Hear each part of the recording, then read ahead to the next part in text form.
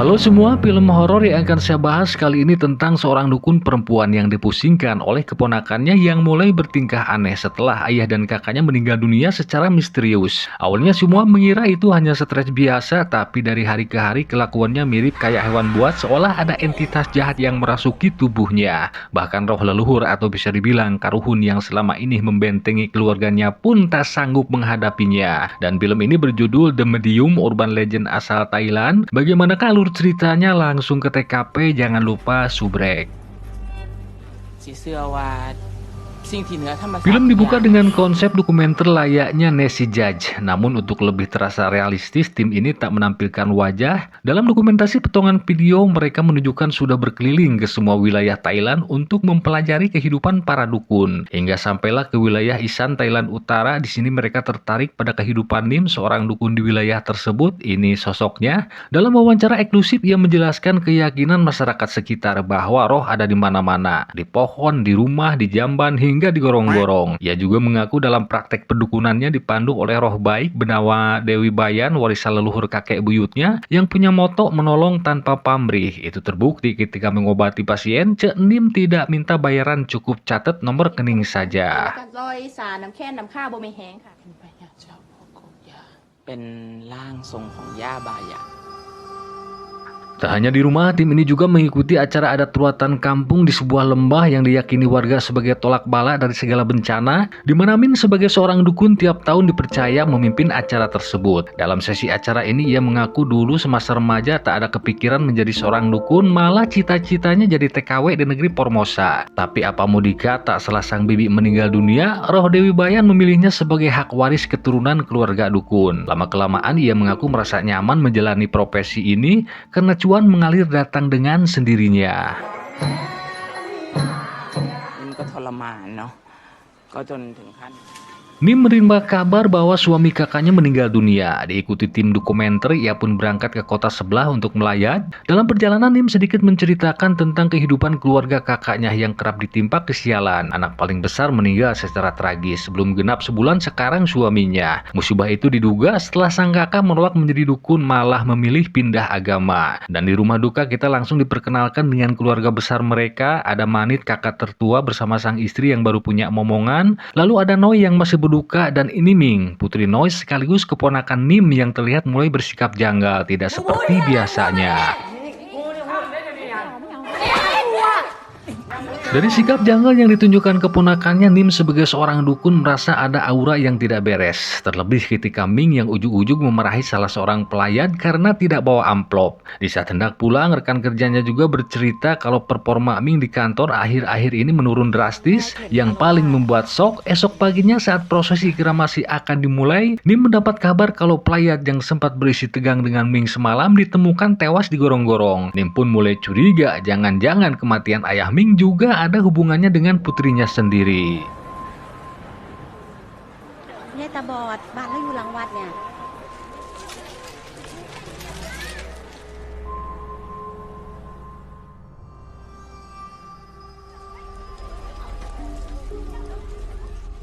Diikuti tim dokumenter, Nim bergerak menuju rumah kakaknya. Di kamar, tepatnya di dalam lemari, terlihat sebuah benda yang mirip kalung jimat ditemukan. Namun tiba-tiba Ming datang dan langsung marah mengusir mereka dari kamarnya. Belum sempat menjelaskan soal kalung itu, Nim malah diusir oleh Noi. Ia seolah tidak mau mendengar klarifikasi apapun karena merasa masih mampu menjaga putrinya sendiri. Di depan kamera, Nim kemudian menjelaskan bahwa barang yang ditemukan tadi bernama Pataba, sebuah jimat yang dipercaya bisa melindungi manusia dari mara bahaya. ไป ว่าเอาไว้สำหรับป้องกันผีแล้วก็พวกสิ่งชั่วร้ายต่าง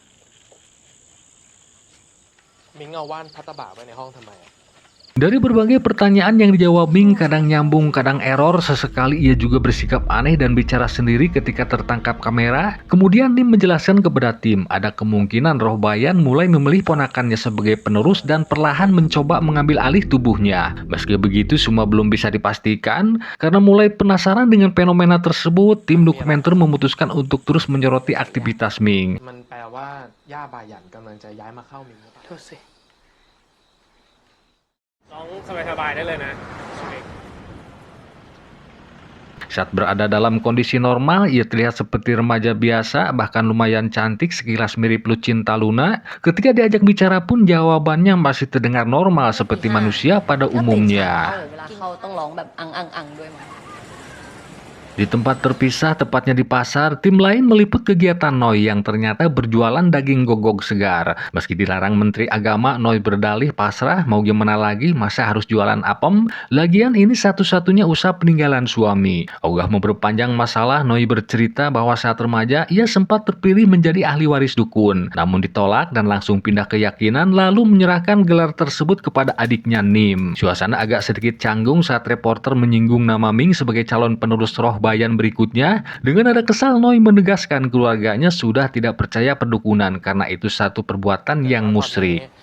ถ้าย่าบายันย้ายเข้าไป ไป ร่าง ขอพรพระเจ้าเพื่อไม่อยากให้ตัว แล้ว เอ ก็ ง เศร้าทาย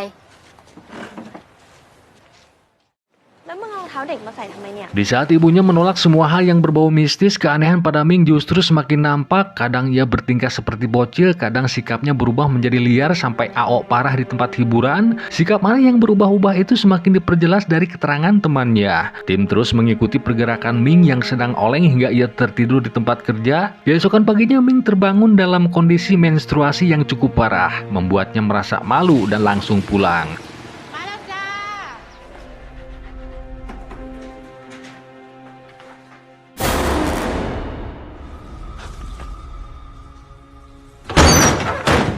Dari kejadian ini, Noi sebagai ibu tentu merasa cemas dan bertanya-tanya dalam hati apa mungkin ada sesuatu yang tidak beres pada anaknya. Bahkan Manit kakak tertua mulai menyadari satu hal, ini bukan kejadian biasa. Kemungkinan roh bayan yang bersemayam di tubuh Nim kini mulai mendekati Ming untuk dijadikan penerus dukun.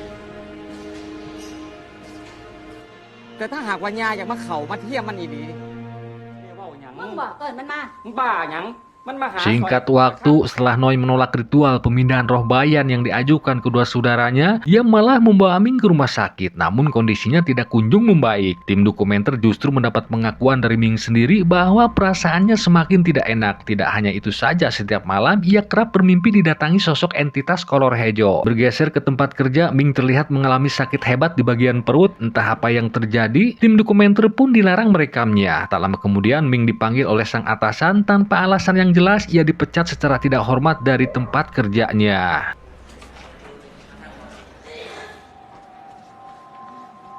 Dari hari ke hari perubahan sikap Ming semakin parah, seolah tidak sadar ia mulai menyakiti diri sendiri dan lupa dengan apa yang sudah terjadi. Ia berangkat kerja seperti biasa padahal jelas sudah dipecat sehingga satpam yang berjaga kembali mengusirnya. Tim pun di sini mendapat kesempatan mewawancarai si bos yang menunjukkan CCTV perlakuan Ming yang gonta-ganti jalu dan main kikuk di ruang kantor. Ini jelas suatu hal yang tidak bagus. Itu sebabnya Ming dipecat, tapi ada satu hal yang menarik dan membuat penasaran tim dokumenter. Dari mimik muka yang tertangkap kamera, ini bukan lagi Ming yang biasanya.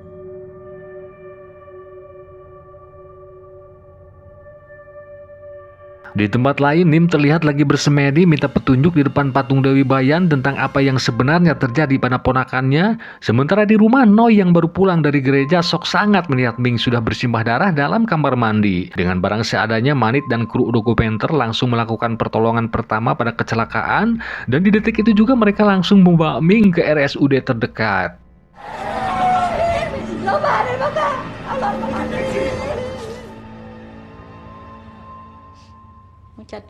Setelah bersemedi 7 hari 7 malam, Nim langsung datang ke rumah sakit dan langsung mengungkap hal mencengangkan yang menguntit Ming bukanlah roh suci Dewi Bayan, melainkan roh aliran hitam. Diikuti tim dokumenter, Nim kemudian mengajak Manit pulang ke rumah untuk mencari petunjuk. Sesampainya di sana ditemukan fakta baru lewat foto Mak. Dugaan sementara roh Mak inilah yang sudah merasuki tubuh Ming. Setelah didesak, Manit akhirnya bercerita bahwa Mak bukan meninggal karena kecelakaan, melainkan gantung diri, sebuah tragedi kelam yang mungkin ada kaitannya dengan penderitaan yang menimpa Ming saat ini. Keesokan harinya Nim mengecek lokasi pohon jengkol tempat di mana Mark mengakhiri hidupnya. Dari sini seluruh tim mulai yakin kalau pernyataan itu memang benar. Di hari yang sama Ming pulang dari rumah sakit masih dalam kondisi yang membingungkan, sehingga Noi yang awalnya tidak percaya pada hal mistis kini mulai yakin bahwa anaknya bukan mengalami sakit biasa. Di bawah pohon jengkol, Nim dengan kemampuannya mencoba mengundang roh Mark untuk diajak bicara. Sementara itu Noi yang minta diantar Manit malah membawa Ming ke balai pengobatan dukun abal-abal di tempat lain.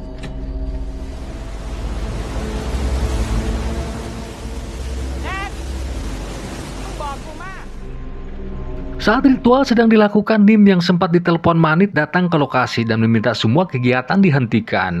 Di tengah perdebatan kakak dan adik ini, tiba-tiba Ming berontak lalu menyerang ibunya hingga membuat semua orang ketakutan termasuk tim dokumenter. Setelah itu Ming pergi begitu saja dengan wajah tanpa dosa. Dia mencoba mengejarnya tapi kehilangan jejak. Pencarian pun dilakukan hingga sampai larut malam. Sementara Noi yang keseleo akibat kena serangan terlihat sudah ada di rumah sakit. Di tengah kondisi yang dipenuhi kecemasan, Noi yang awalnya heras beheng memohon kepada Nim untuk melakukan ritual agar keadaan bisa membaik seperti semula.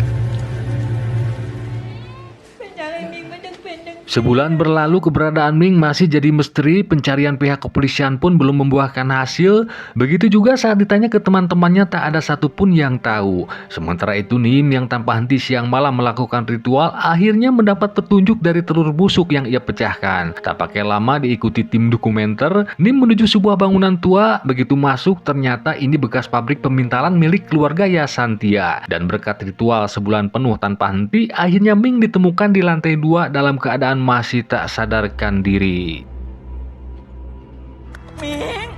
Ming,ตื่นลูก Ming. Meskipun tidak ditemukan luka pada tubuh Ming, di depan kamera ini menjelaskan bahwa kondisi yang dialami keponakannya masih menjadi PR serius. Ia mengatakan akan kembali pergi ke gunung untuk melakukan ritual minta petunjuk di depan patung Dewi Bayan. Tak pakai lama hari itu juga ia berangkat, tapi sesampainya di lokasi, Nim terkejut melihat bagian tubuh atas Dewi Bujana sudah terpenggal. Sementara itu di rumah terlihat Ming sudah hampir sepenuhnya dikuasai oleh roh jahat yang belum diketahui asal-usulnya. ถามว่ามึงเป็นไผ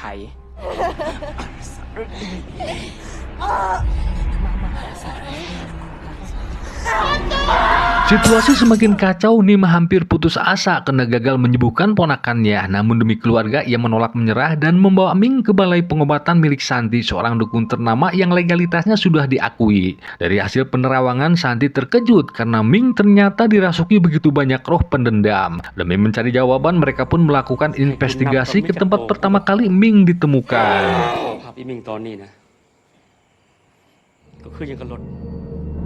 Dari tempat inilah fakta mengerikan akhirnya terungkap. Yang dialami bukan sekedar kerasukan biasa, tapi ini adalah kutukan. Santi menjelaskan ini berawal dari keluarga Yasantia yang tak lain mertua Noi. Kala itu demi mencairkan uang asuransi saat perusahaannya sedang kolab, mereka memanipulasi dengan sengaja membakar pabrik beserta seluruh karyawannya. Suatu tindakan yang memang sangat biadab. Karena itulah roh para korban kini datang menuntut balas kepada keturunan keluarga Yasantia, termasuk Ming sebagai cucu yang kini dijadikan wadah oleh mereka.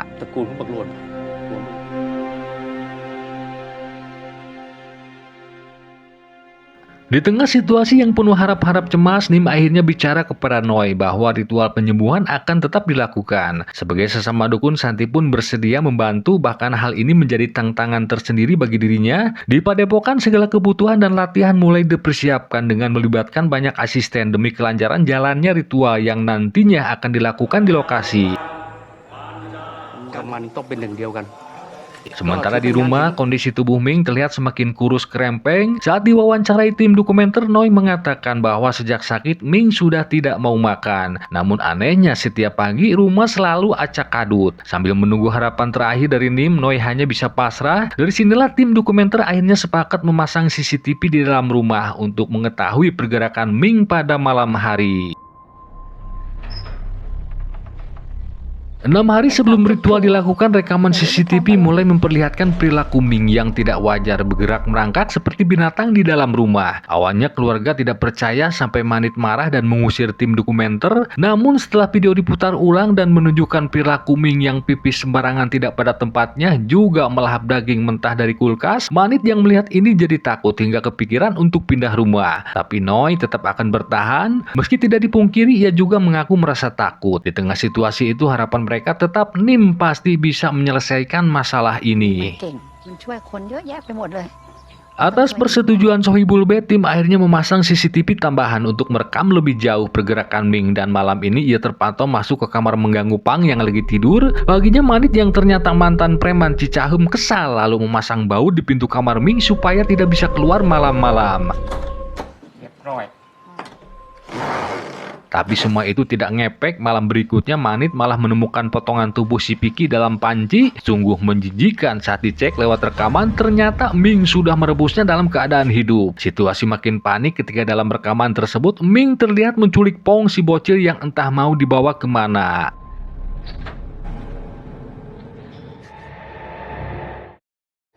Bang, Iming! Iming! Tolong ku pai! Hah? Iming, tolong ku pai! Di tengah kepanikan yang luar biasa sampai Manit Kokoso dan mencari keberadaan anaknya, pada akhirnya Pong si bocil ditemukan di balik semak-semak dalam keadaan sehat walafiat. Tak lama setelah itu tiba-tiba Ming muncul dari arah kegelapan seperti psikopat langsung menyerang tim yang lagi megang kamera. Meskipun Manit sedikit kena goresan sajam hingga tumbang, akhirnya Ming berhasil kembali ditangkap.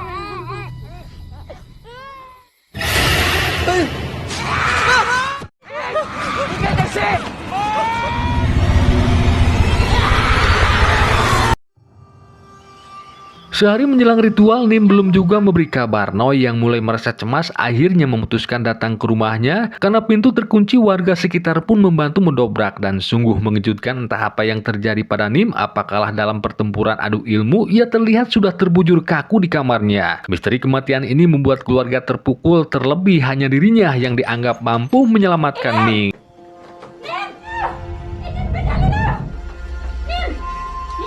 Di tengah suasana duka dan kehilangan semangat, secercah harapan datang dari Santi yang datang melayat menegaskan bahwa ritual pengusiran roh tetap harus dilakukan walaupun tanpa kehadiran Ming. บ่ต้องห่วงนะจังใดพิธีก็มีคือเขามื้ออื่น Singkat cerita, esok paginya segala persiapan ritual mulai dilakukan di dalam maupun di luar lokasi. Para asisten terlihat sibuk menata berbagai perlengkapan, mulai dari sesajen hingga kerbau yang akan digunakan sebagai hewan kurban di lebaran haji nanti. Perlahan suasana di tempat itu mulai terasa semakin tegang. Sebelum prosesi dimulai, Santi sempat mengingatkan seluruh asisten yang berjaga di luar agar tidak ada satupun yang meninggalkan wilayah ini sebelum ritual selesai. Ming kemudian dibawa masuk ke dalam dengan kepala tertutup kain putih yang sudah dipenuhi tulisan mantra-mantra. Hari pun semakin petang. Setelah seluruh persiapan rampung, gong mulai dipukul dan ritual itu pun resmi dimulai.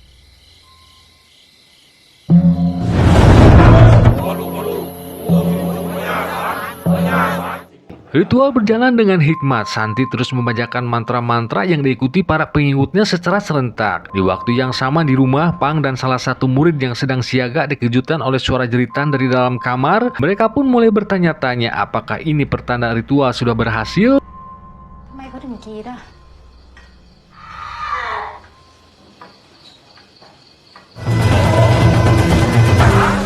Kembali ke lokasi ritual, setelah penutup kepala dibuka, barulah diperlihatkan bahwa sosok yang dijadikan media pemancing ternyata adalah Noi. Dalam kondisi kerasukan, ia memuntahkan cairan hitam ke dalam guci yang diyakini sebagai kumpulan energi para roh yang keluar. Setelah itu Santi langsung menyegel guci tersebut dengan kain bertuliskan mantra khusus. Sementara itu di rumah, keadaan mulai tidak terkendali. Ming yang masih dikurung di dalam kamar dengan pintu yang dipenuhi tempelan kertas jimat mulai memanfaatkan suara seperti anak kecil untuk mengelabui Pang. Suara tersebut membuat Pang yakin bahwa itu adalah anaknya. Si Samsul dan tim dokumenter mencoba menahan dan mengingatkan bahwa si bocah lagi tidur dan baik-baik saja. Namun Pang memaksa berontak dan berhasil membuka pintu hingga segel jimat yang menempel pun terlepas. Di saat yang sama di lokasi lain, ritual yang hampir rampung, Santi tiba-tiba menghentikan kegiatannya seolah merasakan sesuatu yang tidak beres.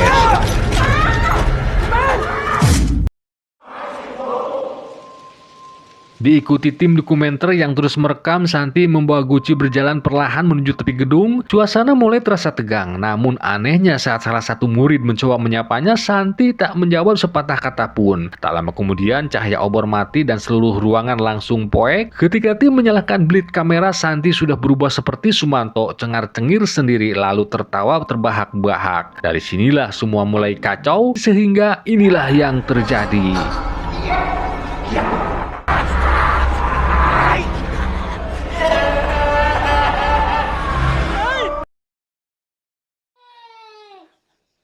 Di rumah, Ming yang berhasil mengeluarkan jurus tipu-tipu kini terlihat semakin brutal. Ia mulai menyerang siapapun yang ada di sekitarnya hingga Pang tumbang terkena sajam. Tak hanya Pang saja, si Samsul dan salah satu tim dokumenter yang meliput pun mengalami nasib yang sama, termasuk si bocil juga. Situasi di rumah berubah menjadi kekacauan tanpa memisahkan siapapun, sementara kamera dokumenter yang masih merekam memperlihatkan bagaimana semua berubah menjadi mimpi buruk oleh Ming yang semakin edan. Kembali ke area lokasi gedung, tim dokumenter yang sejak awal merekam kegiatan di luar mendadak panik setelah orang-orang yang terlibat dalam ritual terekam mulai berperilaku aneh lalu menyerang membabi buta. Situasi langsung berubah chaos, seolah tidak ada satu orang pun dibiarkan lolos. Dari rekaman terakhir mereka terlihat seperti kerasukan zombie. Namun seketika gerakannya berhenti dan mundur saat Ming terlihat sudah hadir di tempat ini.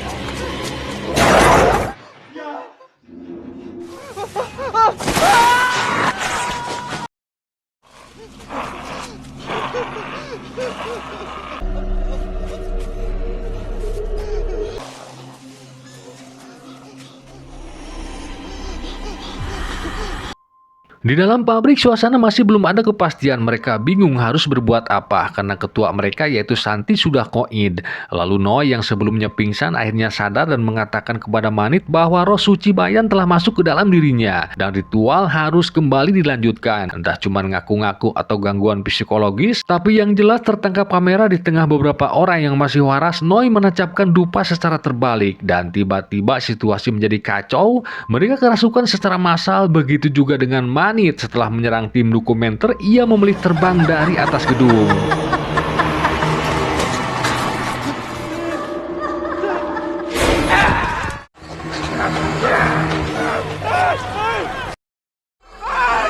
Di tengah situasi yang makin chaos, tim dokumenter menangkap visual mengerikan melalui kamera inframerah. Ming muncul diikuti orang-orang yang sudah kerasukan seolah ia sebagai ratunya. Di sini Noi mencoba membacakan mantra-mantra terakhir, siapa tahu bisa menyadarkannya. Tapi tak segampang itu bro, karena ini bukan sekedar kerasukan biasa, melainkan dendam dari ribuan roh karyawan pabrik. Meskipun Noi hanya dapat warisan lapak jualan daging gogok di pasar, sumbernya tetap sama, harta kekayaan milik keluarga Yasantia yang sudah membakar pabrik beserta seluruh karyawannya. Sehingga Ming yang kini sudah jadi wadah para roh tersebut, inilah yang ia lakukan kepada ibunya.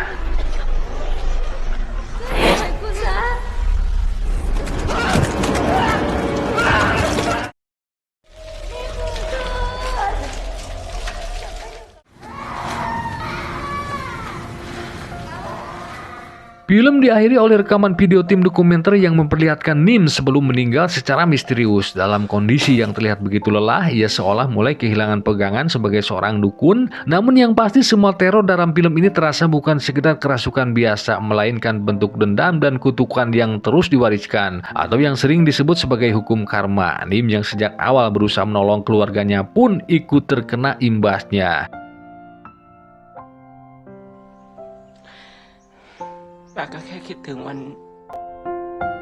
Pesan yang bisa kita ambil dari film ini adalah jangan sekali-kali memanipulasi kasus, apalagi sampai ada yang dikorbankan kalau tidak ingin bernasib sama seperti keluarga Yasantia. Terima kasih sudah menonton. Mohon maaf kalau dalam alur cerita atau rekapnya masih ada yang tidak lengkap, karena film ini memang sangat panjang, kurang lebih hampir 2 jam. Oke, saya Satpam Film pamit undur diri. Jangan lupa subscribe. Wassalam, permios.